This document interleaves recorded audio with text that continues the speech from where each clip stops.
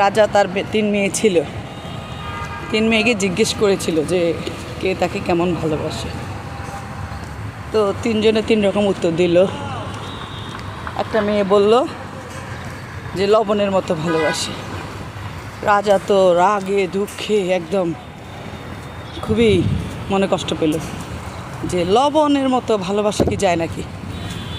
এর জন্য ওই মেয়েটাকে বনবাসে দিল। একদিন রাজার অবস্থা খুব খারাপ হলো, অথবা রাজা ঘুরতে গেল বনে, ঠিক আমার মনে নেই।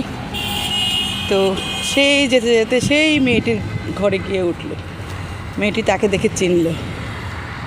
চিনার পরে সে লবণ ছাড়াই সব রান্না করে দিল তার বাবাকে। কিন্তু রাজা কিছুই খেতে পারল না। চিনি ঠিক ছিল, হলুদ ঠিক ছিল, সবই ঠিক ছিল, কিন্তু লবণ ছিল না খাবারে।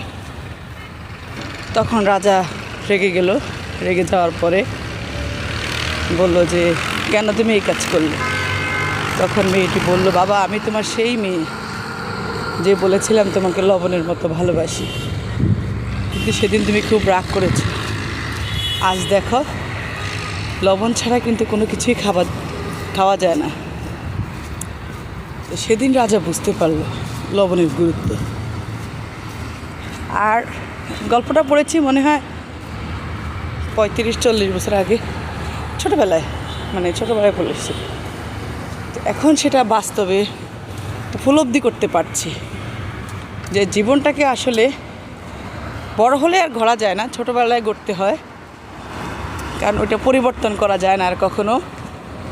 সেজন্য ছোটোবেলা থেকে জীবনটাকে লবণের মতোই গড়া উচিত। তাহলে হবে কি, কোনো লোক তার সুবিধায় আমাকে বেশি ব্যবহার করতে পারবে না, আবার কমও ব্যবহার করতে পারবে না।